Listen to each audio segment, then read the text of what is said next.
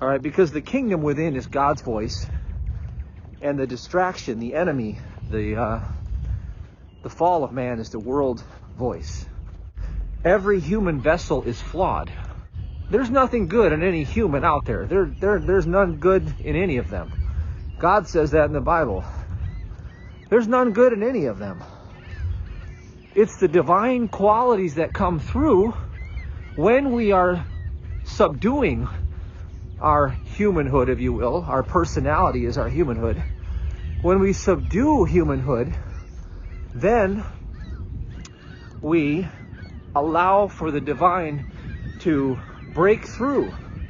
You know, the sun begins to shine through the clouds, and then we are able to communicate from the God mind, discern the voice of the Holy Spirit. The world mind is going to throw one thing or another at you. It is all to be classified under the same category: nothingness. Nothing, nothing, nothing. The only thing God did in the Bible was speak, and it's ideas that govern the universe. Ideas. Ideas. You're dealing with a realm of idea. Manifestation. Idea hyphen manifestation. God's idea hyphen man is you. You are the man of God. Now, being the man or the manifest of God means that we can look through the manifest and we can say, well, these are all of the qualities that God put into his manifest. Now, what are those qualities that God put into you as the manifest? God put in, here, I'll just break it down to you. The fruits of the Spirit, obviously, goodness, peace, kindness, joy, love, faith, patience, goodness. All of these things were put into you. Okay? Now, here's the big revelation. When you recognize that those are the only true qualities that you could ever possess, because they're the only true reflections of life, then you let go of anything else that appears to be troubling you in your thought. It's always coming to you in thought, trying to steal your joy. The whole game of the simulation or the matrix or the carnal mind, whatever you want to call it, is hide the good and steal your joy. Rob, steal, and kill. Now, it does the killing by putting you under a dead vessel, nom de guerre, dead carcass, all capital, fiction letter name, saying identify with the flesh and you're guilty by association. That's how it kills you. Because as soon as you identify with personality, you're dead. You're dead to spirit and alive in sin. Okay? Okay, there is no life in sin, but you become alive in it through thought. So, you're live, you know, not memory, live. And oftentimes the memory comes to you and it gets you to go live through the memory, which is still the nothingness. You should not take thought for your life. You should not worry about what you shall eat, what you shall drink, on all of these things. So what is this world trying to get you to do? It's changing some numbers around and telling you that you can't afford it because you're trapped in ideas that don't work. So stop and pause and recognize that you are trapped in ideas that do not work. You're trapped in ideas that don't work. What ideas are you in? The idea that your job is your income. The idea that your source of good comes from outside of yourself. And the idea that you are responsible for taking care of your own needs. The idea that you have limited time in the day, you earn money per hour or you earn it per transaction. The idea that you're limited. Man's supply is not limited. to economic conditions. It is not limited to governmental policies. It is not limited to what the so-called markets are doing. None of that stuff is real. But it all tries to get you to believe it's real so that you will stop loving and expressing divine love, because divine love alone is the all-sufficiency in all things. And out of the heart come the issues of life. And if you are to overcome the world and manifest the loaves and fishes and feed the thousands of needs that you have in your daily life, it is an impossibility to do it when you are self-preserving and seeking for selfish gain. So therefore, those who fall into temptation in agreement with that are going to be destroyed. For their own ignorance, they suffer. For lack of wisdom, the people perish. For you of yourself are nothing and can gain nothing of yourself. You can't acquire anything in a world that doesn't exist, can you? It's empty. It's 99.99997% empty space. Where are you going to accumulate all of the treasures of this world when it's not even real? The whole thing is the size of a softball when you take the empty space out of it. You're living in a dream trying to capture the good that God has not bestowed. And the only good is the good that God has bestowed. Where is that good? It is in consciousness, in a state of reflecting the unlimited supply of divine love that forever meets every human need. And I'll give you another key. Someone in trouble is your doorway out of trouble every time, without fail or exception. Turn away from this world. Turn away from the illusion that this world is in of itself anything of treasure or value. It has nothing to offer you. It is a dead, barren, empty fraud. It is a liar from the beginning. It is a fictional sense of time-space illusion. Don't fall into it. Turn to the Father within and ask the Father for wisdom. Ask for wisdom, not things. Remember, there are two goddesses that live inside of you. The goddess of wealth and the goddess of wisdom. When you pursue the goddess of wealth, self-preservation, trying to take thought for your own life, assuming that you of yourself can do anything, that you have any qualities whatsoever of your own, and using your human will to make ends meet, you have just given yourself in adultery to the world mind. And the world mind is the seductress. It is the Delilah spell. And it will cut the hair off of you, which is your spiritual strength. See the story of Samson? It's going to cut the hair off of you. That is your spiritual strength. What you do is you deny her. You turn away from all of her claims and emanations and allure, and none of it is real. There are two things you need to know about impersonal. There's an impersonal carnal mind, what I call mortal fiction, that stirs up envy and strife, always trying to hide the good and trying to make a claim of this. Guess what? You know what it tries to claim every time? God is absent here. Just that alone will break the dream entirely if you understood what I just said. The lie is always one thing, that there are two powers, good and evil, and that implies also good. There is no power in the good that you can acquire of this world, of yourself. So to think that that's good is just as detrimental to you as to think that something bad like inflation can steal your good. Neither one of them exist. The only good is the good which God bestows. Where is that good coming from? It's coming from you. It's coming from within you, and the supply is limitless. It's like water over Niagara. God's supply never runs dry. God's supply never runs dry. Okay? Now, whenever you look at that card, and then the world is tempting you to think that you can't afford something, or that you're going to run out of good, I want you to say, right where this condition seems to be coming to me in thought, is God not present here? Well, of course God's present here. And if God's present here, the supply never runs dry.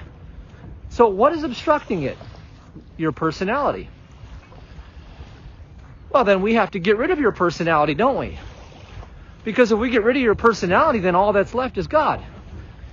See, you are the nothing. God is the one. And if we can get rid of you, then we have nothing but the one. And the one contains all good and knows no lack, knows no deficiency, has no shortage of ideas to meet every human need. See, when you turn within, pursuing the goddess of wisdom, which is why you should ask for wisdom and not wealth, God will always lead you and guide your ways. But you have to unplug from this dream of thinking that you exist in this world. You don't exist in this world. You're in the world, but not of it. It means that you appear to be this flesh creature that walks the earth, when in truth, God alone exists. God alone is. So, pray not to receive your own desires. Pray to know the allness of God. Pray to know the allness of God. Because in the allness of God, the all-sufficiency is manifest already and cannot be anything other than its own very nature, which is forever supplying good, love, faith, patience, peace, kindness. There is no change in the immutable one. So anything that changes, anything that perceives to be going in the wrong direction, is coming from personality. It's coming from the world mind, coming from ego. You're going to have to slay it. They're not even there. They're not even there. None of them. None of them. None of the so-called evildoers that you think are coming to take away your entire future are even there. There's nothing there but God. There is nothing aside from God. God alone exists. Pray to know that truth. Be still and know that I am God. Be still and know that I am God is the remedy for every good thing that you seek. Because in God's presence, there is no lack. There is no deficiency. There is no strife. There is only the all supply of divine love that has already been poured out. It's not about getting anything. It's about recognizing that there's nothing to heal. There's nothing to get. There is nothing that was ever created outside of God's love. Period. That's the true way that you overcome this false suggestion of inflation, of whatever else they throw at us. And who is they? It's the world mind and all of its emanations arguing the claim for God's absence. It's ignorant of the light. So what does it seek? The light. So bring the light of truth into the pocket of deficiency that comes in thought. Don't try to change anything in the world. Just like a vacuum, suck that whole mortal construct right back into his thought and bring the light to your thought. And see, then you just collapse. You collapse the whole superstructure of the matrix. That's how it works. You implode it upon itself. You get it to see its own ignorance, and it self-destructs. Error destroys error. So get it to see its own ignorance by shining the light of truth on your thought. And what that is that's the double-edged sword when the Holy Spirit comes and purifies consciousness so that you and Christ become equal. That's what's happening here. You're in a school. You and Christ are becoming equal. You're maturing in your spirituality. You are as safe as God. Everywhere you go, you are as safe as God. It reminds me of this thing. I used to have this. Remember the footprints? It's the story about how God carried you when there was only one set of footprints. I grew up with that little painting in my house. It starts off with 2 sets of footprints, and then there's only one. And the prayer is, God, how come there's only one set? And the human thought was, I walked alone. And the truth was, God carried you. Just let God carry you. Get rid of your personality. Get rid of all of your wants and your striving. And just say, I am absolutely not concerned. Because I know wonderful things are happening here. Because God is all there is. Good is all that was ever created. And rest in peace. Don't go without, go within. Seek the goddess of wealth. Wealth comes because you seek the goddess of wisdom. Because it gets jealous. When you seek wealth, when you go to the world out there and you say, let me gather my treasures, then what happens is you have the hair cut off. Delilah cuts the hair off of you, Samson. Your spiritual strength gets diminished. You become drunk. Drunk with power, false power that the world has. See, drunk with power, what does drunk mean? It's an intoxication. It means that you're inebriated. It means that you're not in your right mind. And if you're not in your right mind, you're in the carnal mind. And if you're in the carnal mind, you're dreaming in sin. And therefore, all good that you have acquired in that dream of sin is no good whatsoever. Because guess what? It is barren even on the Sabbath day of rest. So, I have shared with you the truth. I have given you the way out. Fear not, for I am with thee, is the commandment. To trust God and not rely on your human perceptions. There is no world out there. There is no world out there. There is no world out there. Look at it straight in the eye and say, you are nothing. You were nothing from the beginning. You're a liar. And that's all you need to know. See, that's the Christ in you, the consciousness of truth that has already overcome the world, staring straight in the eye of the Delilah spell, of the Satan, okay, the ignorance of the Father personified as an impersonal mind, and saying, you are nothing. You never knew truth. You never contain any ounce of truth. You have no life. You have no law. You have no power. You are barren. You are nothing but a mist, a cloud, a vapor of ignorance. Nothing but a shadow, a ghost. Are you afraid of the ghost, the boogeyman under the stairs? Because the world out there is the boogeyman under the stairs. So how do you overcome the boogeyman under the stairs? Inflation exists about as much as Freddy Krueger, okay? See, what you're dealing with is the financial Freddy Krueger right now. And it's saying, I'm going to come up from under your bed and I'm going to take your good from you. I'm going to take your livelihood. I'm going to take everything. And I'm going to leave you destitute and you're going to be my slave. See, when you understand that you're dealing with a ghost, are you afraid of what a ghost is going to do to you? Only until you come to your spiritual senses. So when I was young, I sat in my hallway. I'd wake up in the night and I'd sit there in a ball and I'd look around and I'd be like so terrified because I thought the bugs were coming or Freddy Krueger was coming. And then this happened for a while until I just got still. And I just turned within to God. And something happened in that moment where the fear just left. Once the fear left, I just went right back to bed and all was well. And that's exactly what happens in this circumstances also.